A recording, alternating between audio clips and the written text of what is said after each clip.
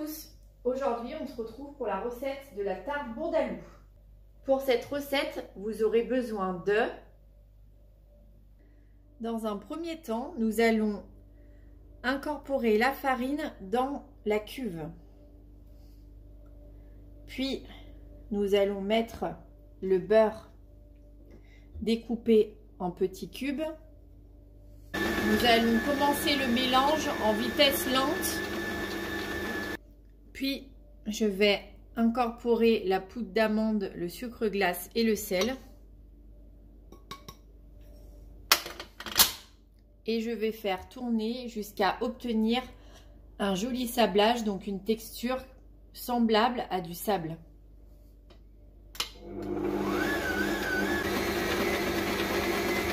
Une fois que vous avez obtenu un beau sablage, eh bien, nous allons incorporer l'œuf petit à petit.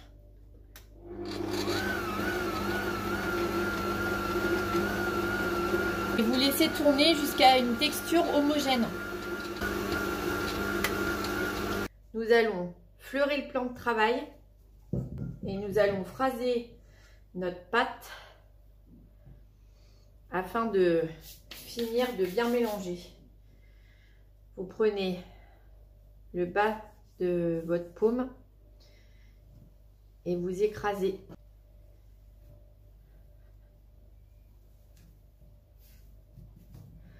Pas trop non plus pour pas trop chauffer la pâte.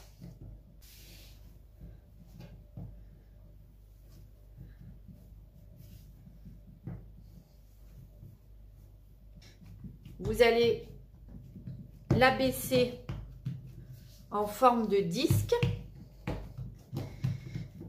et nous allons la filmer et la mettre au frigo minimum 1 heure.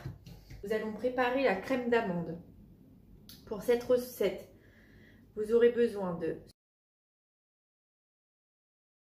Nous allons verser le beurre pommade. Vous pouvez le rendre pommade soit en le fouettant, soit en le passant quelques secondes au micro-ondes. Nous allons ensuite mettre le sucre. Je vous conseille de faire ce mélange plutôt avec une spatule pour ne pas incorporer trop d'air. Si vous remuez trop votre crème d'amande au four, elle va gonfler et ça va déborder. Ajoutez la poudre d'amande.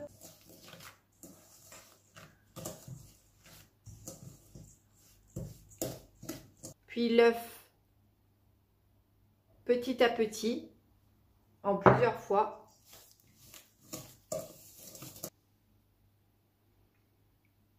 De la farine.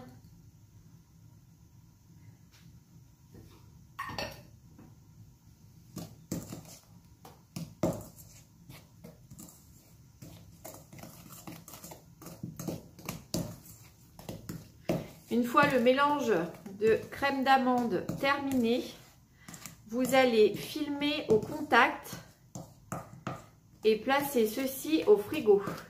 Vous allez au fond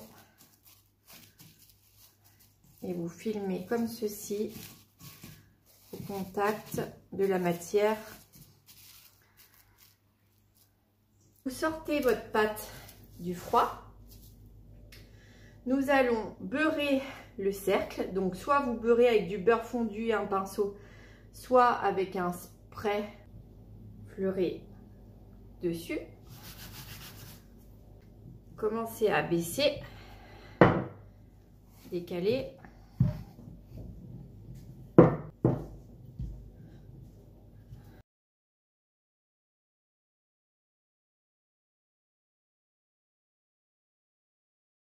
Alors on contrôle avec notre cercle. Vous voyez, vous avez assez de matière tout autour.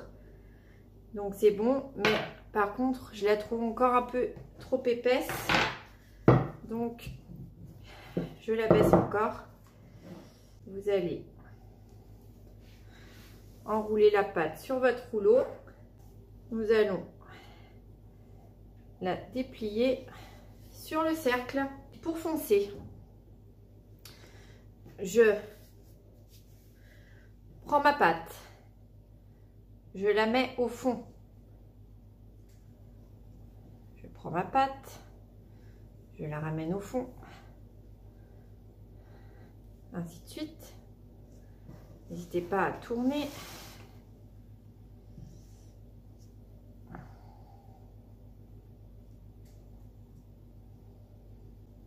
Couper. Vous allez bouler l'excédent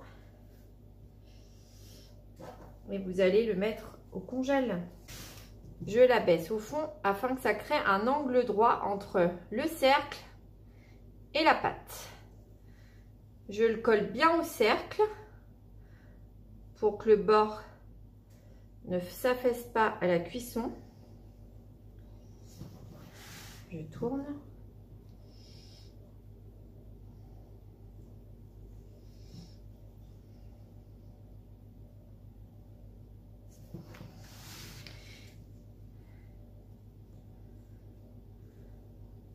Et une fois que vous avez fait ça, vous allez prendre votre rouleau et vous passez dans un sens et dans l'autre.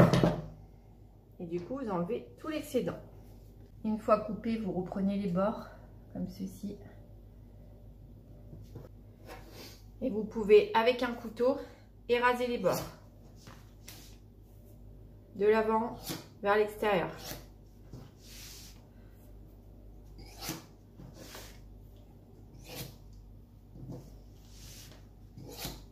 Comme ceci, d'un coup sec.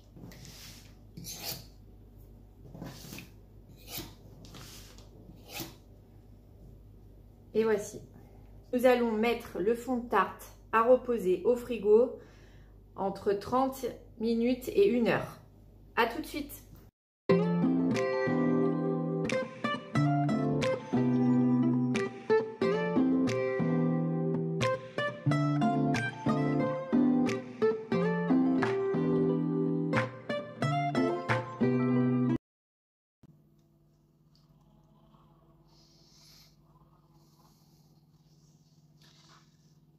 Que ça soit bien uniforme.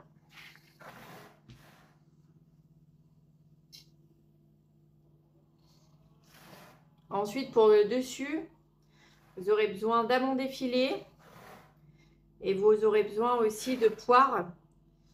Alors, soit vous prenez des poires fraîches que vous pochez. Donc, je prends ma poire, je fais des petites lamelles, ni trop fines, ni trop épaisses. J'essaye d'être régulier comme d'habitude.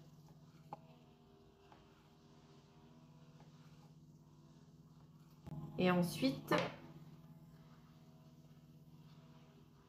vous aplatissez votre poire.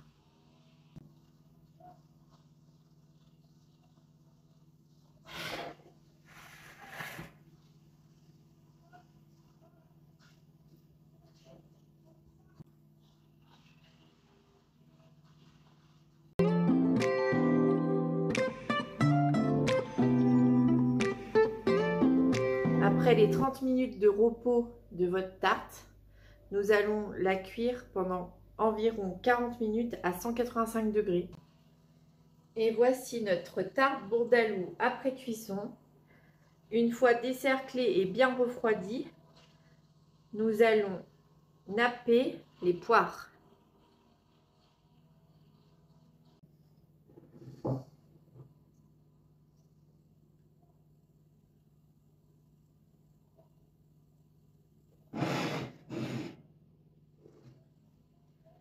Pour apporter un peu de brillance et pour protéger le fruit. Et voici la tarte bourdaloue une fois terminée. Je vous dis à bientôt dans une prochaine vidéo.